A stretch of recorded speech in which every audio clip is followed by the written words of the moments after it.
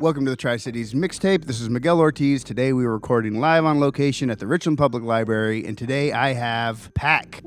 Yay! So from my left to right, tell me your name and your role in the organization. Hi, I'm Rose. Essentially, I'm just like a local community member. We don't really have like strict roles, but we're just kind of like the main heads of it. Kind of what I function in is I just kind of help out wherever anyone needs me more so. So whether it's on the actual physical event sides where we're doing our music events and or if we're doing our trash pickups or any other local events, basically. All right. Next up. My name is Mint. Yeah, I like to think we function like a Hydra. It's really sweet. I'm more so skilled at and in charge of talking to bands, venues, and organizing events in that type of nature. Trying to organize benefit shows and get the community together through music is something that I love to do. Next up. My name is Robin, and I'm also a part of PAC. I think that I like to kind of do what Rose does, but I like to help out a lot with the concerts and the events we put on. We've put on a lot of like workshops, like mending workshops, and I feel like I really try to help get some things like that off the ground, and I really work with the rest of our team and make sure things just happen.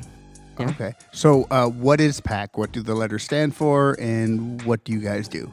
PAC stands for Punk Art Community.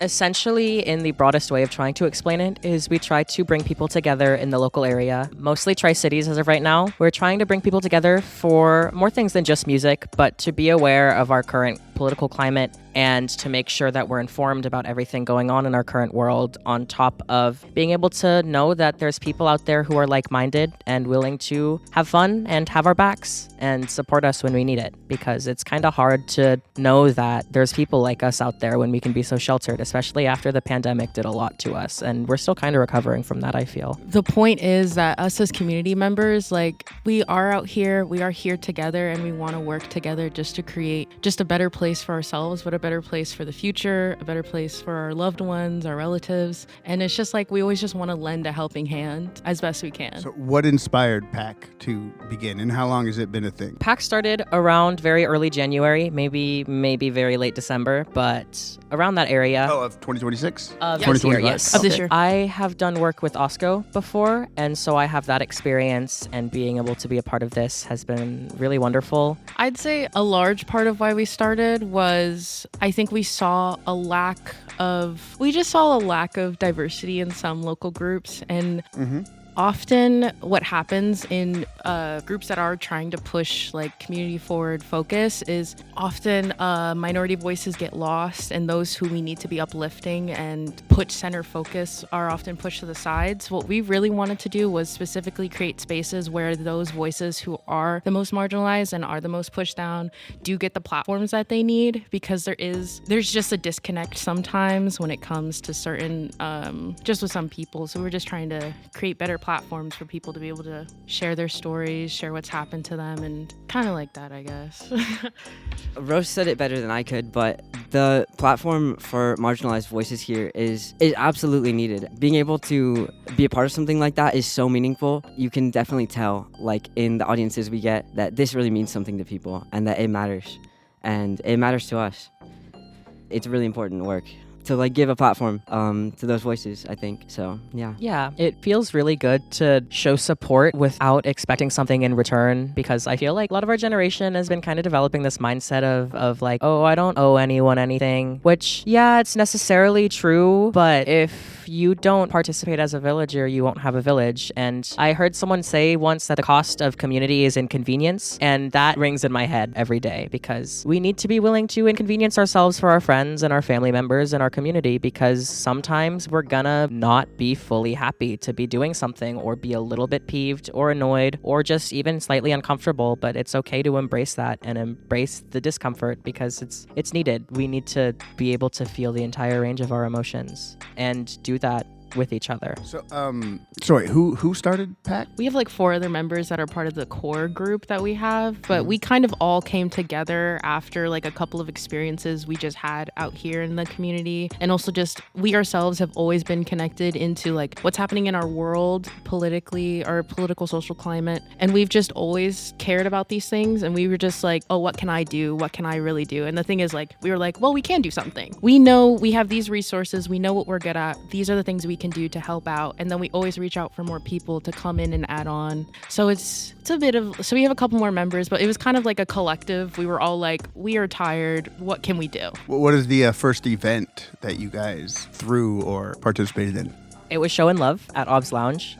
It was really beautiful. It was really kind of unexpected to see such an amazing turnout, but it was really great to be able to get so many people together and showcase such a beautiful venue. And I absolutely love Ob's Lounge, and we were able to do a couple more events there before they closed. And once they end up reopening, fingers crossed, we'd love to be there with them again. So, but yeah, it's our first event was just trying to show support for a local business and to amplify unique bonds, as Ob says. So if people wanted to volunteer or help or participate, how would they find you or get a hold of you? We can be contacted on our Instagram. We're pretty responsive to DMs, but on top of that, we try to hold open meetings. We're going to try to do that on like every 2 to 3 month basis, because we hold meetings with each other a lot, but we want to know what our community wants from us and what people actually want to see on a local level, and we want to make sure that we're doing what is actually needed, because sometimes there's a group of people who think something and they don't have an outside perspective, because even 6 people can be too small of a group to know everything, and so it's always good to get input from other people with other experiences. I'll also say on the 16th, PFLAG is holding a roll and walk. We will have a booth there that will have like a sign-up sheet for people who want to reach out specifically to us, and also we'll have more information about some of the upcoming events we have coming up, and like be able to reach out through there if people wanted to meet us physically as well. What is the ultimate goal of PAC? What are you guys hoping to accomplish? Well, I don't really think we have an end goal or a stopping point, Right. but we definitely have like things we're trying to achieve in the community. Like Rose and Mint were saying, diversity and platforming people that just don't have it here. Mm-hmm. I mean, we're a growing city. There's a lot of people here now, and there's a lot of people that need to be represented here now too. And I think that that's something we can be a part of. Yeah, our real end goal has always just been kind of our name. Is we strive to like speak up when adversity is happening. We strive to speak out when it's needed. We want to keep everything like people made, handmade. Like we actively No are AI. against AI. No AI. Everything we've ever made has been done by our artists on our like By hand, by people we know. by people we know, Our friends, and like our community. and the biggest thing is community. We just want to keep growing and let people know that like we need to be there for each other, because no one else will be there except for your neighbors. We are all we have. We're all we have. And we want to show people, and we want to be able to be like, hey, we are here. And if you want to help, we can help. So yeah, actually a big part of what I did here with the Tri-Cities was being the change that I wanted to see, right? I didn't think there were scenes here. I didn't think there were any cool kids or freaks or queers or weirdos. I thought it was all just dusty old white racists here. Ain't that right? Yeah. Ain't that right? Yeah.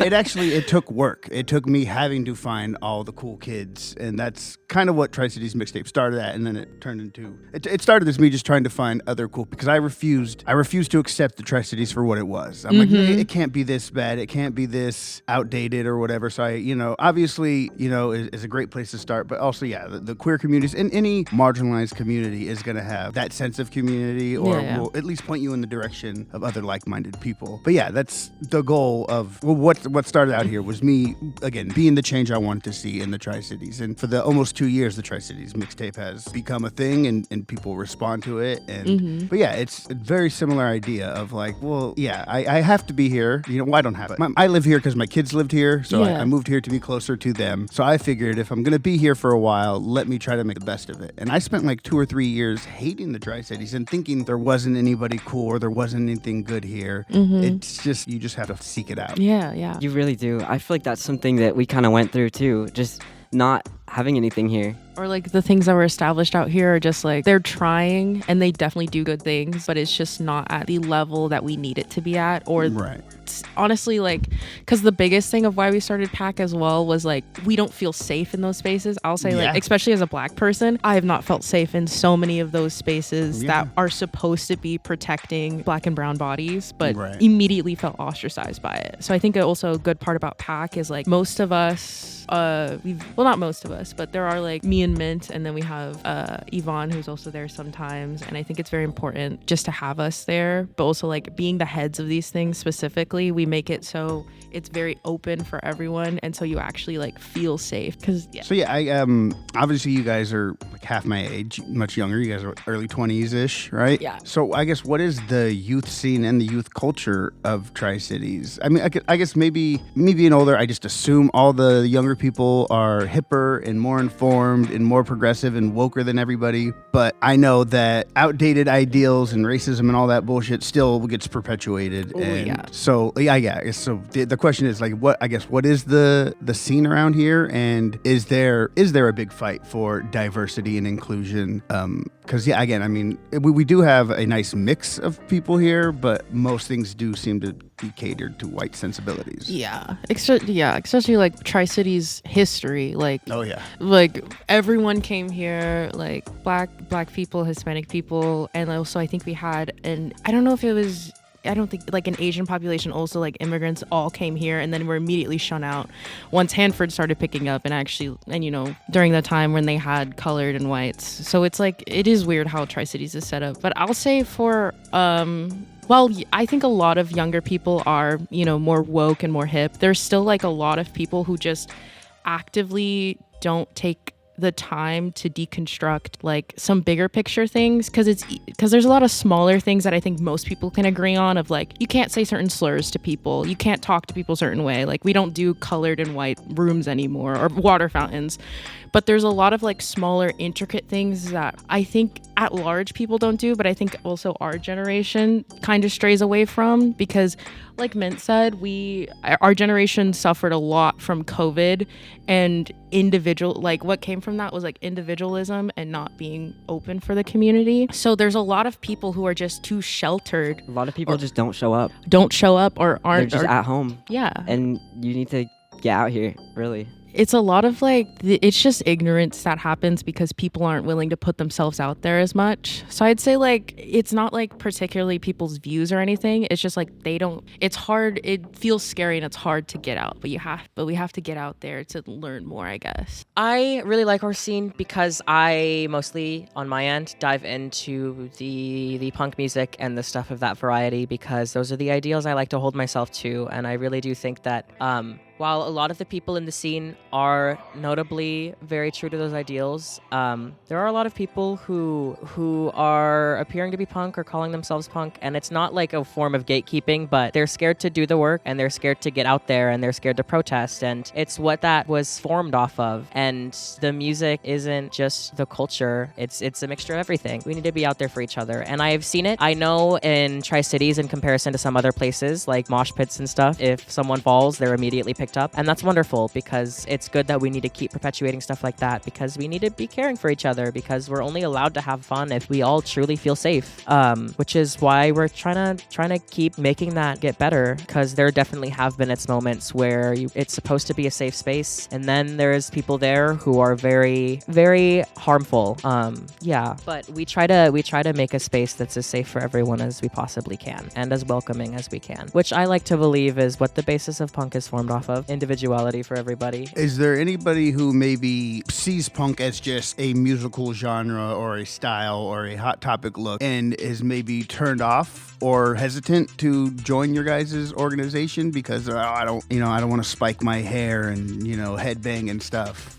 No, for sure. I'd say like genuinely, if we were to like think about punk with the group that we are currently at, like it literally just kind of be you in the stylistic and music genre. Yeah. But we all just kind of follow under the punk ideal of its origins of fighting against things that don't work out. Because the origins of all the music and stuff, it's because I was looking into some of the origins of it, and like all of it is people creating music because they aren't being heard. Right. Talking about the things that are hurting others, talking about how the government is harming us, how our governments are overseas in places where we shouldn't be at. Like the whole point of punk is to speak out and to fight against status quo, and kind of like, I'm losing my train of thought.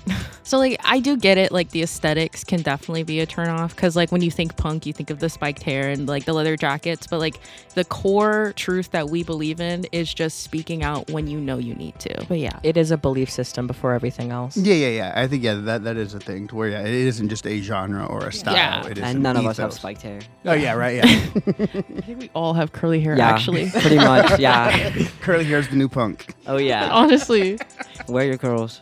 where you're a girl. All right. So what's I guess this summer, what do you guys got going on as far as events, or what are you guys hoping to accomplish? Trying to keep a repeat of some stuff that we've been doing. Like we've been doing trash pickups, and before it gets like blisteringly hot, we're gonna try and keep those up, especially. But even then, we're trying to look out there for each other and bring sunscreen, stuff like that, water, so that we know everyone's taken care of. Just simple stuff like that. Like the last time we were out, we had people just walking up to us asking if we were picking up trash and thanking us. Oh, nice. And it's not hard. You're just walking out there for an hour or two with a bag, and you get to walk outside and enjoy the weather and see a park.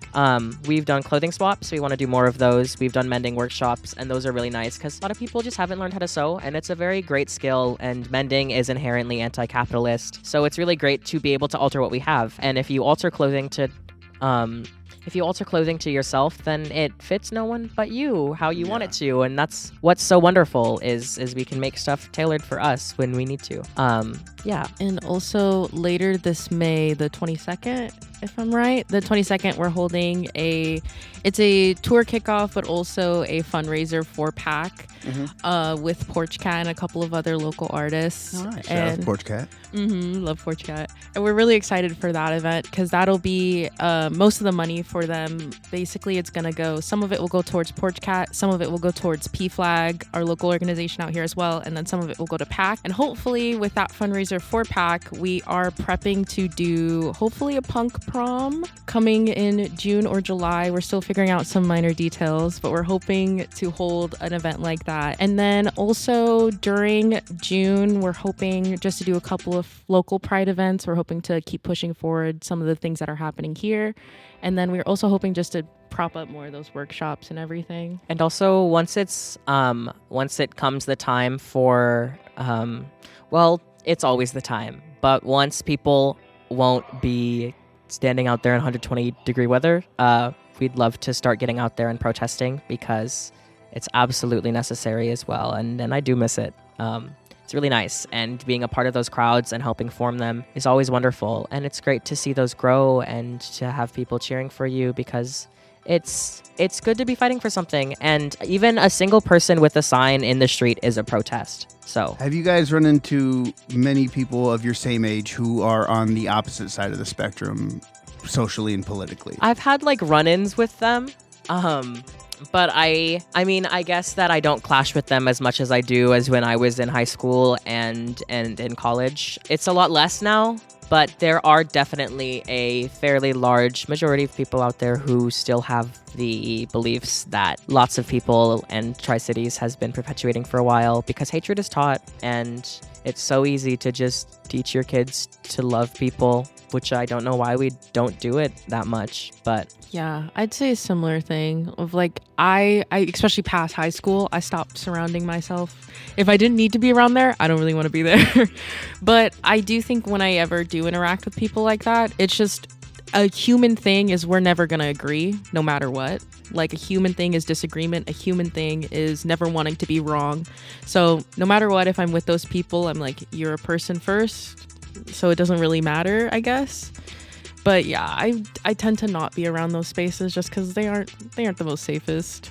But I guess our young or people your age who are, again, opposite, are they as vocal in real life, or is it more louder on the internet than in person? Definitely internet. Most people who speak like that often are very much all bark, no bite. And if they are bite, it's like the smallest groups ever, or people that not like get ignored, but often those groups are just people who do not feel heard or did not have the support. Because a big thing with our generation, especially with men, I should say, is like the hard red line pipeline that happens on YouTube where people fall into those male podcasters and stuff, where you just like lose yourself and you don't find anyone. So really, like when I see those people, I'm always just like, there's a community out there who would love to take you in if you could just take a back seat, sit down, we figure it out. Also, on top of that, a lot of people have been kind of not forming their own opinions as of really recently over the last few years. Lots of people are just taking to podcasters or YouTubers and just believing what they say and making that their beliefs. And if anything, it's just a culmination of multiple different creators giving their opinions. And it's important to hear those opinions, but we can't take every single person's word as gospel, and we can't just believe something because someone we like said it.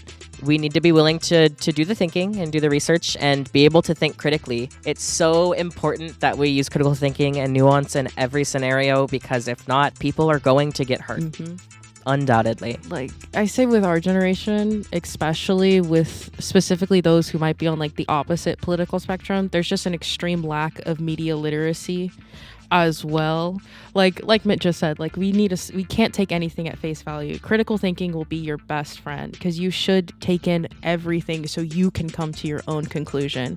And I'd say a great part of our organization too is we really believe and kind of follow the practices of restorative justice, which is like essentially when harm is done, how can you mend and heal the harm and then move forward to make sure harm does not get perpetrated.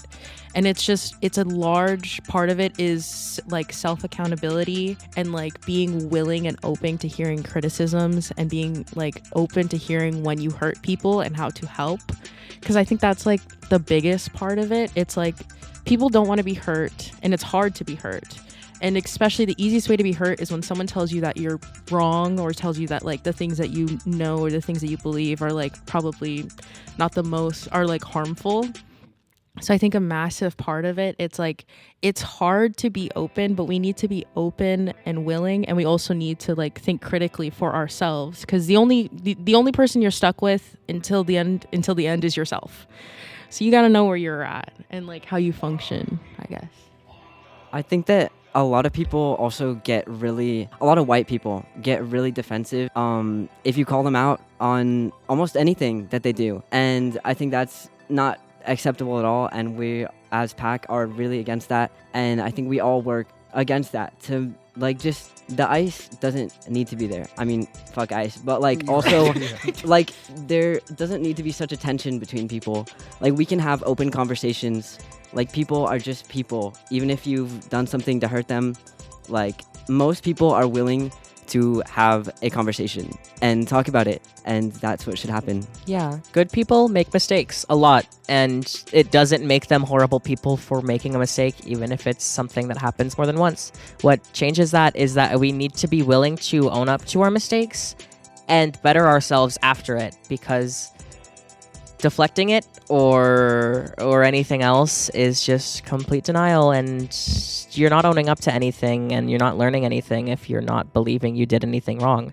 And like I said earlier, it's okay to feel that discomfort, because we're supposed to feel it. It's an emotion. And even like people are scared of their friends thinking any way negatively of them, but it's okay to feel upset, like sad or angry, or just plain upset at your friends when they do something sometimes, because people are different from how you are, and it doesn't make someone hateable for acting differently than you would. What changes that and what makes someone a good or a bad person is just whether they're willing to actually put in the effort of bettering themselves before anything else. So yeah, I guess it is kind of a sad thing that discourse doesn't exist anymore. Everybody has their thoughts and feelings that they came in with, and they don't want to learn anything new. They just want to loudly express their own thing. Yeah. Mm-hmm. And it is hard. I mean, again, I'm a bit older, so maybe I have the benefit of wisdom or age or whatever. But then again, I know people my age and older who are very stupid and very I've seen it in ignorant. every age group. Yeah. Yeah. Yeah, it's kind of scary. Yeah. When you realize that dumb kid who ate glue in second grade, he grows up and he becomes a They're grandpa adults now. one day. Yeah. They're adults now. Yeah. Yeah. They vote now. Yeah. Oh. Their vote counts as much as yours does. Yours does. Yeah, so I guess is getting young people to register to vote, is that something that has been an issue for y'all, or something that maybe people your age aren't as? I don't really know the statistics on young voter turnout in the last couple elections, but I do know in general a lot less people are voting. No, for sure. I do think though the last like, I don't know if it was 2020, the 2020 election, but I do think in the last couple of years, like, voter registration has gone up because, like, I think across the country, there's been a push for voters. I think like a big sign of it was like Mandamni back up in New York, where they had people canvassing, they had people on the phone banks. Like, there's a bunch of candidates like that who were pushing for the vote. I think the younger vote turnout, it is definitely not as high as it should be, but I do think it has gone up. It could be better. We should get out there. You should vote you should vote. It's your right. I do think also there's kind of a disconnect between like how your votes actually work though, because I think especially in the last couple of years, we've been watching our votes do nothing. Mm-hmm. So it is like, I do understand like not wanting to vote, especially as a younger person, because as soon as I was able to vote, I went to go vote because I was like, yeah, that's something I want to do. I've always wanted to do it. It's something that I'm happy to have this right. I want to participate. But like, you are watching your votes sometimes do nothing, and they keep telling you to vote, but like, where does it go? So it's like, it's a mix of, you have to be informed, especially at the local level, like with our especially for Tri-Cities, like if you have to be involved and understand what's going on here, because that's way easier for you to affect. But like on the large grand scale, you should vote. We should. But it's like, I don't know. I can see why people wouldn't, but it's kind of intimidating. It's a little intimidating to cast your vote, especially when you don't feel like it'll do anything. But it does, because if we come en masse, they can't say anything. They all count. Every vote counts. It matters. Your vote matters. And even if our vote doesn't lead to something winning, it shows that vote was there and that there are more people than you thought. Like there's people who would have not shown up, who showed up to vote, and you can see that, and that can inspire other people to do the same. Yeah, I mean, I've been voting since I turned 18 because it's my right, and I do like it. And a lot of the people I see who skip out on it do tend to be white folk. Just because, I mean, it's your voice, but you shouldn't let it be thrown away. It's really important because it's part of your humanity and your individuality and freedom of speech. We're supposed to have the ability to say what we believe in and have it not necessarily have to be public. That's why voting is supposed to be private. No one's supposed to know who you cast your ballot for or whether you cast your ballot on a yes or a no. But yeah. What's next for PAC? Right now, we're in between a few different locations where we run our things, which is fine. We like that. We like collaborating directly with other people, just being in different spaces. But I think there's a lot of businesses and kind of groups that we're trying to push forward with. So I think part of our goals right now is to uplift those other like organizations around us as well as our main goals. Yeah. We try to meet like pretty much weekly, but we try to do our best to keep on top of having stuff roll out every month and having multiple things going on each month. And while our shows have slowed down a bit because of our losing of OBS, there's other places to do stuff, and that will pick up. Like Rose mentioned, Punk Prom is something we're really excited to be working on. Oh yeah, and it seems more and more like it's going to actually be a reality, which is so beautiful. Punk and Perry up in Spokane inspired me a lot, seeing a completely DIY festival be done fully through the effort of the community, and it's so wonderful. And I know if people showed up and showed out, we could do something exactly like that here, and it would be truly beautiful. Actually, by the way, your show on the 22nd, you guys asked Hearn about that? Yeah. Yeah, so I think we might be playing at that. Okay. Oh, let's go. We confirmed him not too long ago. Okay, that's so amazing. It's honestly such a random pick because we have It's JFKFC and then Porch Cat and then Hearn's Hearn. closing, but Oh it's my fire. All right. we think it's cool. Yeah. Okay. Well, yeah, again, I'm the musical director for Hearn's band, so maybe I'll throw some punky stuff in there. Oh yeah, that would be awesome. Have Hearn get on that punk song. That would be so cool. Yeah, that would be awesome. Oh, we love Hearn. That would be so cool. But yeah, any shout outs you guys would like to give? Other organizations or people or bands? I wanted to mention a couple local bands because I wanted to say that we talk a lot about like celebrities and bands and people with large platforms. We talk about them and how they have to be using their platforms, but at the same time, there are people on a smaller scale who have a large impact as well, who can be saying things and should be saying things. Like Hayes Noble he has his band Hayes Noble, but also one of the first punk shows I ever went to, it's a setup played, and that's one of his other projects, and he allows it to be truly open for what it is, and it's really political, and I absolutely love it. There's other bands I've seen. There's one from Portland called Juno Driver. She's absolutely wonderful. Also Porch Cat. Anyone who makes music that makes you think, really, and there's a lot of people out there. And on top of that, a lot of lovely bands in this scene who are really showing support for the people out there, and it's really great. Just anything else I could say really is if you have a platform and you have your beliefs in a better world, then you should be spreading it, because it's doing nothing but garnering hope and fostering community. So we might as well be saying those words if we're up on a stage with a microphone anyways. It always matters. It always matters. And we've mentioned her a couple times, but Ob was a massive help for us in the very beginning, yes. and we continue to work with her. Shout out to Ob. Shout out to Ob. Ob. We're waiting for the lounge to come back. We are. Yes. Literally, as soon as it comes back, we're in that space. Yeah, we're there. I would also say with those mending workshops we worked with Bad Art Club, and they're a local. Do you want to talk more about that? Yes. Bad Art Club is, well, I mean, it's just pretty much as it says. It's a group of, I believe there's 10 members right now. But it's just a group of people who came together. They're mostly based in Kennewick, but they are all passionate about art and clothing and the community, and they're pretty much doing what we're doing. And they run they run a big clothing swap that meets every month, or it's going to start meeting every month. And they meet for their Bad Art Club every Sunday as well. And they're really doing a lot. I think they promote a lot of good things, and the clothing drives they do really are very helpful to the community. Like, they're out in the open, and anybody can just come up and take clothes. And I've seen the impact of it, and it's really beautiful what they're doing. So we work with them a lot. Yeah. Also, we've had the pleasure of having them just like giving info at one of our shows, but a big shout out to Tri-Cities for Palestine. Yes. And Tri-Cities for Palestine. How, like, I had the word in my head, but how consistent. Yeah, how consistent they've been. They've been out here all this time, and yeah, being out there doing the work, spreading the information, because it's really honorable to see that.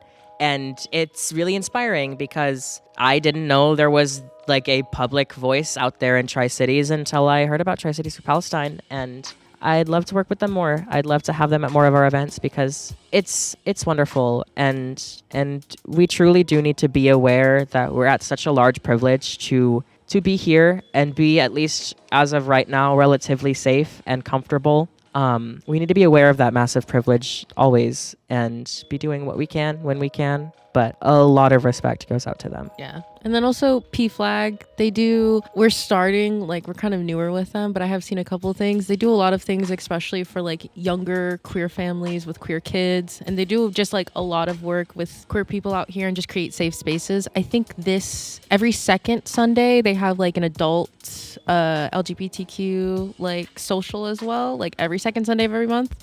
So they're really cool, and we're hoping to do more stuff with them, because they create a lot of beautiful safe spaces for people, and they do a lot of active work. Like, their team went out to the Kennewick School Board when they were talking about the flag ban again, which they were out there and they were talking about it. So they do a lot of good work out here too. So shout out to PFLAG. Shout out PFLAG. Shout out PFLAG. All right. Well, I guess lastly, any advice you would give to other young people who want to be more active in their community or start an organization similar to yours? Yeah. It's easier than you think, really, to start doing stuff. All it takes is truly one person, motivation, and ideals. But it's a lot easier than you think. And there's so many people who just sit in their rooms and wish that there was something they can do and feel really powerless. But even if you can't fix everything, you can be putting band-aids over some of these wounds, and you can be doing what you can, because healing has to start somewhere, especially on a local level, because that's how things spread. Also, it does feel daunting to start it yourself. People have been doing it for years. They are out here. Like, we're out here. Like, if you don't think you have the ability to start yourself, there's someone out there who can help you get started. Or there's someone out there who needs your hand, who needs your help. And also, I think a very vital part is the revolution starts with your mind. So much of what we're taught is like built into our blood and our bones from like the origins of America. The biggest thing you can do is take yourself into account, decenter where you're at, and understand like, how do you fit into the world and how can you help? help with what you can do. Because we know not everyone can do everything. We're not asking you to change the world tonight. We're just asking you to do maybe 2% a day. I think that is very true. It always starts on a personal level. Like, that is really true. I think it's so easy to just get out there and do it. You can do it with your friends. You can do it with just one other person. And 2 people out there holding signs that's a big protest, to be honest. People are going to see that still. Like, you matter. Like, you as a person, you are not zero. You are one whole person, you know? And I think that, like, one person is everyone. Everybody is just one person. Enough snowflakes form an avalanche. Yeah, exactly. So you matter, and you should get out there. Like, even if you think you can't do anything, you being there is doing a lot. Your body being out there is doing a lot, even if you're just there. And also, boycotting stuff. A big thing that I like doing is it saves you money, and you don't send your money towards wars that we don't need to be paying for. The easiest thing to do Boycott. Is not spend Shop money. local, use cash. Shop local, use cash. Yeah. It's just, there's small things you can do. You don't have to do the big thing every day, but we ask, just do 1 or 2 small things. Yeah, and it's really easy, especially like they said, it's really easy to not buy something. It's so good. And there are a lot of people who have lots of different, I'm going to say excuses, but to people like that, if you can't start with everything, then start with something. Go realize what you can cut out of your life and start there, and then start building your way up. Because if you're doing nothing because you think that it's not gonna do more than you trying to target that, because it's boycotts are targeted for that reason. We're supposed to be making their pockets hurt, and so if you can still, at the very least, target your money away from some of these especially harmful things. Stop using Amazon. Oh yes, at least please look somewhere else first. Yeah. Don't use Amazon as your Facebook first Marketplace resort. is a beautiful place. It's booming People are giving right out free now. stuff all the time. Get it secondhand. There's enough stuff in the world already. Yeah. But yeah, I do want to thank you guys for taking the time to come and tell me your story. And again, for the Tri-Cities Mixtape, this is Miguel Ortiz, PAC. Woo! Yay! Thank you. Again, if you want to introduce yourself one more time. I'm Rose. I'm Mint. I'm Robin. And this is Miguel Ortiz with the Tri-Cities Mixtape. Thank y'all again. PAC. Thank you. Punks Art Community. And this is the Tri-Cities Mixtape. And thank y'all for listening.